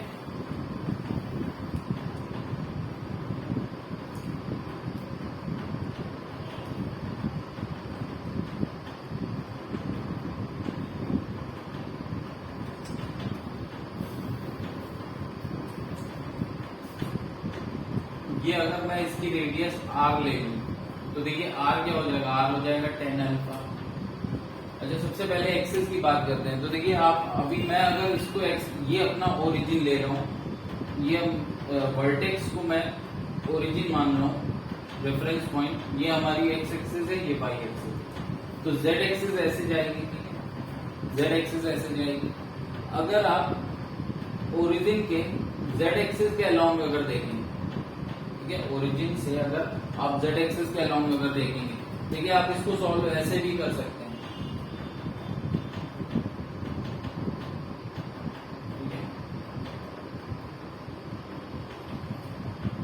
ये आपकी y एक्सिस आपने ले लिया और ये x एक्सिस ले लिया, ये आपका z एक्सिस क्या होगा, ये आपकी कुछ ऐसे z एक्सिस जाएगी, ठीक है। तो अगर आप z एक्सिस ऐसे ले रहे हैं, अब ऐसे लीजिए या यहां से लीजिए x y z, y नीचे x ऐसे और z ऐसे ही ले लीजिए, ठीक है। तो z एक्सिस के अलोंग अगर मैं देखूं ओरिजिन के इस तरफ मास डिस्ट्रीब्यूशन सिमिलर होगा, सिमेट्रिक होगा, ठीक है। सिमेट्रिक मतलब जितना मास इधर, एरिया जितना इधर उतना उधर, तो मास भी, सॉरी नॉट एरिया, यहाँ सॉलिड कौन है तो वॉल्यूम डिस्ट्रीब्यूशन कैसा होगा थ्रू आउट इट्स वॉल्यूम। तो अब z एक्सिस के अलोंग देखिए, z एक्सिस के अलोंग, z एक्सिस की तरफ अगर मैं देखूं तो ओरिजिन से, चाहे यहाँ देखिए चाहे यहाँ, ओरिजिन से जितना मास इस तरफ होगा z एक्सिस के, उतना मास इस तरफ होगा, राइट। तो ZCM हमारा 0 हो जाएगा। सिमिलरली y एक्सिस के अलोंग देखिए, नहीं not y axis, x axis के अलोंग, अगर x एक्सिस के अलोंग देखें ओरिजिन के इस तरफ और इस तरफ, x एक्सिस के अलोंग सेम वॉल्यूम है, ओरिजिन के इस तरफ, मतलब अगर मैं y एक्सिस के अलोंग इसको कट कर दूं तो जो पीसेज होंगे वो क्या होंगे, x एक्सिस की तरफ ही तो जाएंगे, आधा इधर आधा इधर, ठीक है। तो सेम वॉल्यूम तो सेम मास भी हो गया। तो अब इस बार हमको, अब चाहे इधर से आप देखिए, मैंने वर्टेक्स को ओरिजिन ले लिया, चाहे यहां से देखिए, आपको क्या मिलेगा, XCM और YCM बाई सिमेट्री 0 मिलेगा, XCM और ZCM बाई सिमेट्री आपका XCM 0 है और ZCM भी 0 है। अब बात आती है YCM की, तो देखिए इसको लेके पहले कैलकुलेशन करते हैं। तो अब मुझे अगर चाहिए YCM, तो YCM होता क्या है, integration DMY upon integration DM, या फिर integration YDM upon integration DM, ठीक है। अब ये YDM देखिए क्या है, Y क्या है, Y आप, अब Y जब आपको चाहिए तो जो भी आप एलिमेंट लोगे उस एलिमेंट के हर पार्टिकल का y कोऑर्डिनेट क्या हो, सेम हो, या तो ये, या फिर जो भी एलिमेंट आप लो उसका सेंटर ऑफ मास बताओ। आप जब भी एलिमेंट लोगे तो कुछ ना कुछ स्ट्रक्चर है, तो या तो हर एक एलिमेंट का y सेम हो, या फिर जो भी एलिमेंट है उसका सेंटर ऑफ मास बताओ। तो फिर आप पूरा मास, पूरा एलिमेंट की जगह आप क्या समझोगे कि वो उसका जो मास है वो कॉन्सेंट्रेटेड है उसके सेंटर ऑफ मास पे, और फिर वो निकाल दो, ठीक है। तो इस तरीके से आप किसी भी क्वेश्चन को प्रोसीड करिएगा तो क्लैरिटी होती जाएगी आपको क्या करना है, ठीक है। तो अब y की बात करते हैं, तो देखिए अब यहाँ पर हमारे पास y सेम हो ऐसा कौन सा एलिमेंट होगा, y सेम हो ऐसा कौन सा एलिमेंट होगा, जो एलिमेंट मैं इस तरीके से काटूंगा,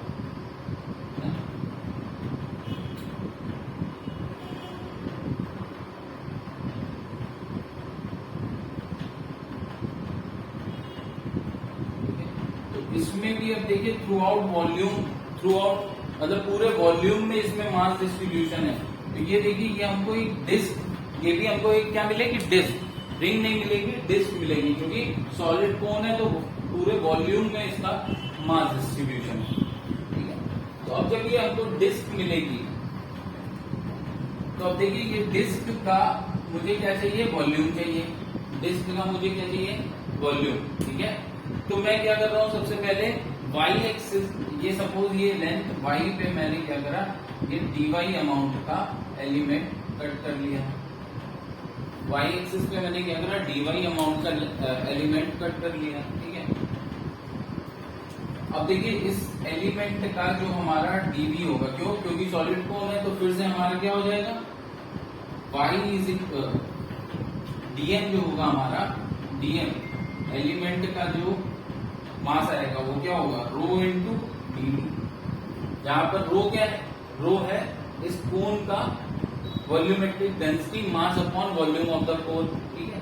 तो रो कांस्टेंट होगा, उसको ऐसे रखते हैं अभी फिलहाल। अब ये डीवी क्या है, और डीवी आपका आ जाएगा ये जो एलिमेंट है, इस एलिमेंट का एरिया इंटू थिकनेस, ठीक है। तो एरिया क्या होगा, अगर ये सपोज ये रेडियस आर है, ठीक है, ये रेडियस अगर आर, तो देखिए एरिया क्या हो जाएगा, एरिया हो जाएगा डी हो जाएगा पाई आर स्क्वायर और डी वाई, ये वॉल्यूम हो गया, राइट।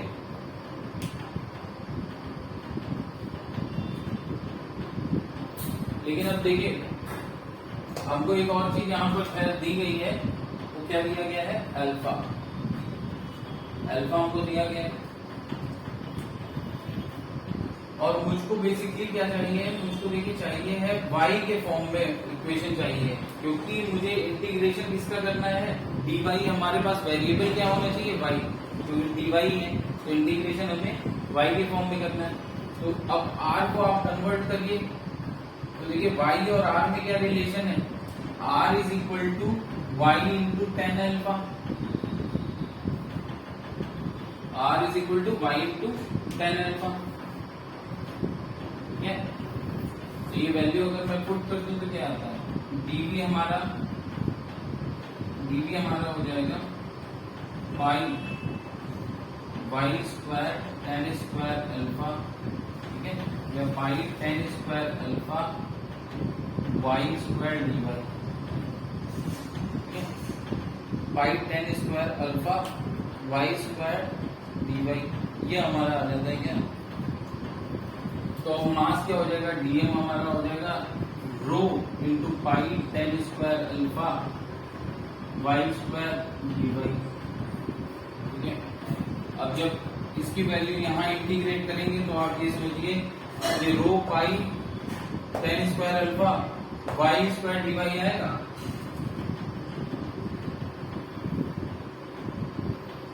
जब यहाँ पुट करेंगे तो ये वाई एक और है ऑलरेडी, ये वाई और ये वाई मल्टीप्लाई हो जाएंगे, क्या बचेगा, वाई क्यूब हो जाएगा। तो मैं अगर रखूं तो ये आएगा rho pi tan square alpha, right.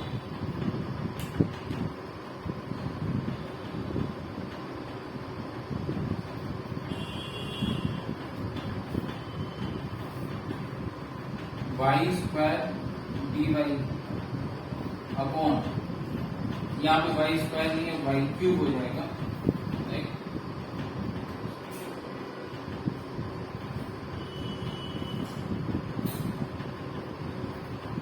हाँ ठीक है, और लिमिट्स क्या लगेंगी हमारी, लिमिट्स लगेंगी 0 to r, sorry not r, देखिए वाई वेरिएबल है तो 0 से लेके h, ठीक है, तो 0 टू h ये हमारी लिमिट्स हो जाएंगी। Rho pi tan square alpha y cube d y, क्योंकि ये वाई से मल्टीप्लाई हो जाएगा, और नीचे क्या बनेगा, rho pi tan square alpha y square d y, क्योंकि नीचे इंटीग्रेशन ऑफ डीएम था। अब देखिए ये पोर्शन कांस्टेंट है, रो कांस्टेंट है, पाई टेन स्क्वायर अल्फा ये कांस्टेंट है, तो ये बाहर आएगा और ऊपर नीचे कैंसिल हो जाएगा।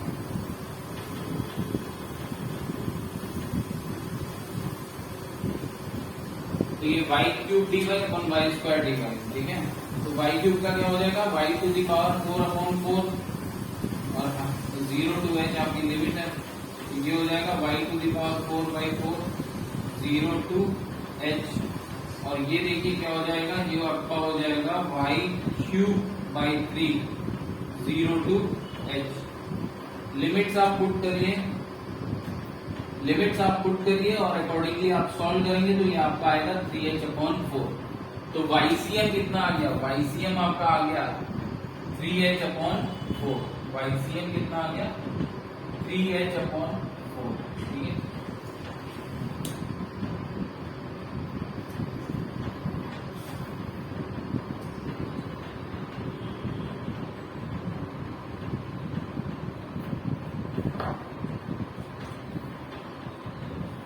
तो अब नेक्स्ट देखिए, नेक्स्ट हमको क्या देखना है, नेक्स्ट हमको देखना है, ये तो हमारा हो गया सेंटर ऑफ मास हर एक बॉडी के लिए, ठीक है। मोस्टली हमने सारी स्टैंडर्ड बॉडीज के लिए हमने अपना सेंटर ऑफ मास के कैलकुलेशन देख लिया जो मोस्टली पूछे जाते हैं, ठीक है। आपका काम है कि ये सारे डायरेक्ट रिजल्ट आपको याद होने चाहिए, ठीक है। और इसके अलावा यू नो कि हाउ टू कैलकुलेट इट, ठीक है। तो ये हमारा एजेंडा जो था इसका वो क्लियर हो गया है। अब सेकंड आता है सेंटर ऑफ मास का motion, motion of the centre of मास, ठीक है, motion of the centre of मास। जैसे सपोज कोई सिस्टम है, जैसे ये बॉडी है, अभी जैसे हमने देखा था कि अगर ये बॉडी पे मैं कोई फोर्स लगाता हूँ जनरली, अगर ये जनरल मोशन करती है तो इसके मोशन को हम दो तरीके से डिवाइड करते हैं, एक तो translatory motion of the centre of मास और एक motion rotational motion about the centre of मास, ठीक है। ये तो इसलिए हमको समझना होगा पहले कि सेंटर ऑफ मास का रोटेशन अगर हो रहा है, ठीक है, मतलब सेंटर ऑफ मास का रोटेशन हो रहा है तो लॉज ऑफ मोशन हमारे न्यूटन्स लॉज ऑफ मोशन है, उनको हम कैसे अप्लाई करेंगे अपने सेंटर ऑफ मास पे, राइट। तो ये देखते हैं।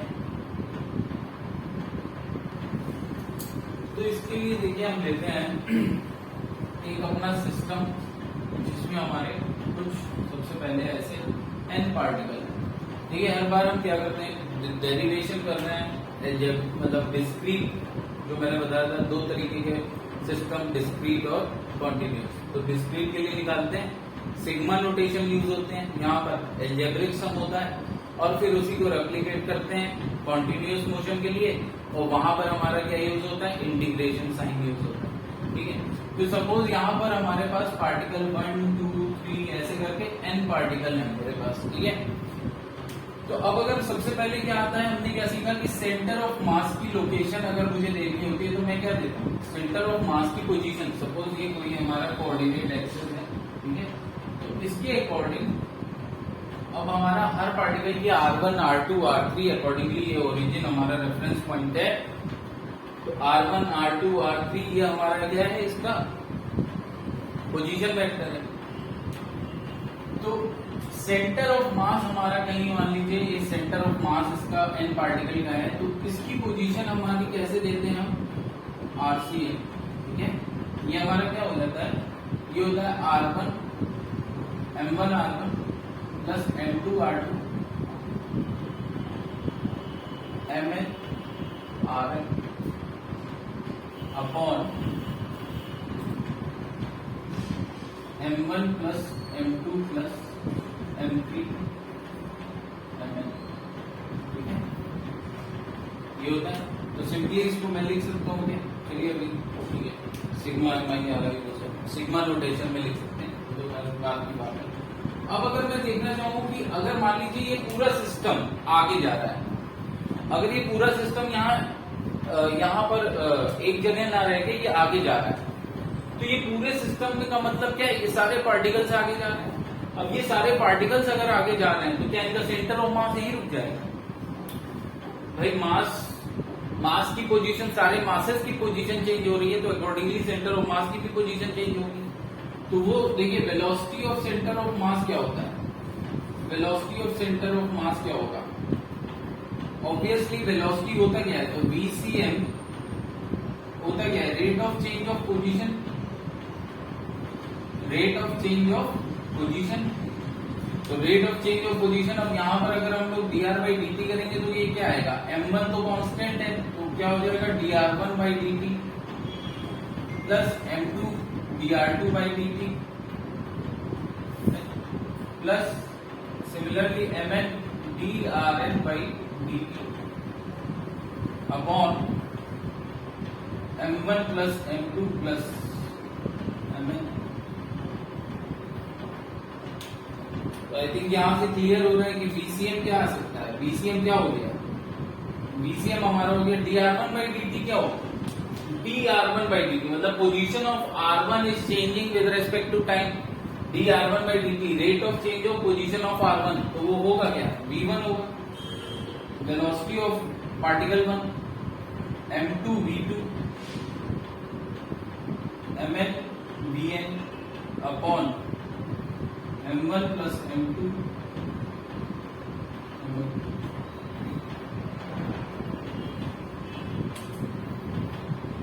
अब सिमिलरली अगर एक्सीलरेशन की बात करें तो अब ऑब्वियसली अगर पूरा सिस्टम एक्सीलरेटेड है, हर एक पार्टिकल का अपना कुछ एक्सीलरेशन है, तो इसका एक्सीलरेशन होगा ही होगा। ये भी आगे बढ़ेगा विद एन एक्सीलरेशन। तो एसीएम के लिए हम क्या करते हैं, इसको डिफरेंशिएट करेंगे वेलोसिटी को, क्योंकि एक्सीलरेशन होता क्या है, rate of change of velocity. अब सीएम का कर रहे हैं, जब सेंटर ऑफ मास क्या कर रहे हैं, तो dVcm by dt हो जाएगा, राइट। VCM क्या है, ठीक है। तो अब m1 m2 m3 कांस्टेंट है, तो सिंपली क्या हो जाएगा, dVcm by dt, d by dt of this expression. m1 तो कांस्टेंट है, तो d by dt मिलेगा किसको, सिर्फ और सिर्फ v1 का होगा। सिमिलरली v2 का होगा dV2 by dt, mn dVn by dt upon sigma m लिख दे रहा हूँ, m1 plus m2 plus mn, ठीक है। तो यहां से ये क्लियर होता है कि RC in position of the centre of mass हमारा क्या होता है, सिग्मा mi ri, ठीक है, sigma mi ri upon sigma mi, ठीक है। i equal to 1 to n डाल सकते हैं। और अगर मैं ये किसके लिए, ये हमारे डिस्क्रीट सिस्टम के लिए, तो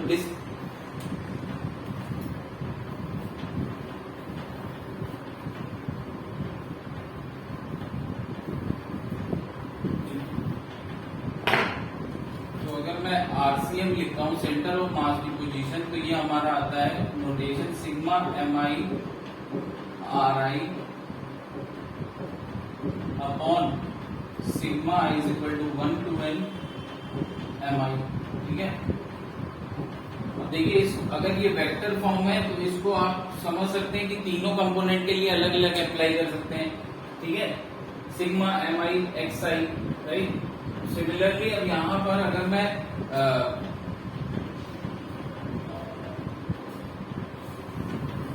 मैं सेम इक्वेशन को किसके लिए यूज करता हूं, सेम इक्वेशन के लिए अगर मैं आपके लिए कॉन्टिन्यूअस बॉडीज के लिए, जहां पर मास डिस्ट्रीब्यूशन कॉन्टिन्यूअस है, ठीक है, तो वो वहां पर हमारा कैलकुलस मेथड हो जाता है, और वहां पर क्या होता है, dm r upon integration of dm, right, ये यूज करते हैं, ठीक है। Dm r upon integration of dm, जहां पर ये आर क्या है, पोजीशन ऑफ डीएम, डीएम की पोजीशन है, मतलब उस एलिमेंट जो काट रहे हैं उसकी पोजीशन है, ठीक है। अब यहाँ पर देखिए आर आई आर की जगह आप एक्स वाई जेड के लिए अलग अलग स्केलर फॉर्म में भी लिख सकते हैं, ठीक है। सिमिलरली बीसीएम क्या लिखेंगे आप, sigma I is equal to 1 to n mi vi upon sigma mi, और अगर कॉन्टिन्यूअस बॉडी है तो उसके लिए लिख सकते हैं bm v अपॉन pm, ठीक है। अब सिमिलरली सेंटर ऑफ मास की अगर vx vi vx vy vz अलग अलग फॉर्म में निकालना है, तो यहाँ पर accordingly dm vx dm vy dm vz हो जाएगा, राइट। तो कंपोनेंट्स कर सकते हैं। अगर कोई वेक्टर फॉर्म लिखी है तो नाउ आई थिंक कि आपको इजीली पता है कि सेम इक्वेशन हर एक एक्सिस के अलोंग जो वेलोसिटी होगी उसके लिए कैसे लिखा जाएगा, राइट। और एक्सीलरेशन देखिए क्या होगा, एक्सीलरेशन सेंटर ऑफ मास का वो नाउ इट्स क्लियर कि mi ai upon sigma mi, right, integration of dm a, right,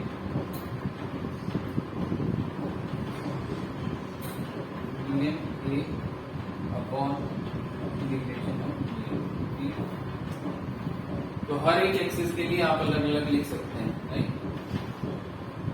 for example vx के लिए आप क्या लिखेंगे, मतलब vcm अगर सेंटर ऑफ मास की वेलोसिटी x डायरेक्शन में क्या होगी, तो उसके लिए मैं क्या लिखूंगा, integration of dm vx upon integration of dm, ठीक है।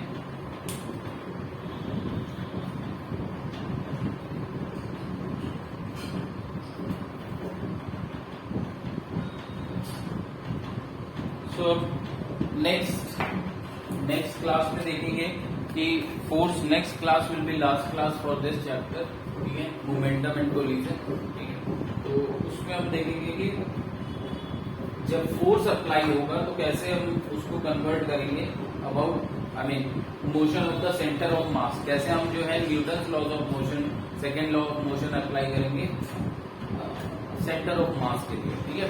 तो फॉर होल सिस्टम तो हम अप्लाई नहीं कर सकते, राइट। अगर पार्टिकल्स इधर उधर कहीं पे भी किसी भी डायरेक्शन में, अलग अलग डायरेक्शन में जा रहे हैं, सारे पार्टिकल्स एक डायरेक्शन में जाते हैं, तो हम क्या पूरी बॉडी को एक पार्टिकल मान सकते हैं, पूरे सिस्टम को हम एक सिंगल पार्टिकल। लेकिन क्या है कि अगर पार्टिकल से एक पार्टिकल इधर, एक पार्टिकल इधर जा रहा है, तो फिर हमको क्या है, हम न्यूटन्स लॉज ऑफ मोशन पूरे सिस्टम पे नहीं अप्लाई कर सकते हैं, क्योंकि पूरे सिस्टम पे ऐसे नहीं लगा सकते हैं। लेकिन हम देखेंगे कि स्टिल इन दैट केस एक पॉइंट ऐसा है सेंटर ऑफ मास जो हमने बोला था, तो उसकी वैलिडिटी हम लोग देखेंगे नेक्स्ट क्लास में, ठीक है। So thank you, that's it for today.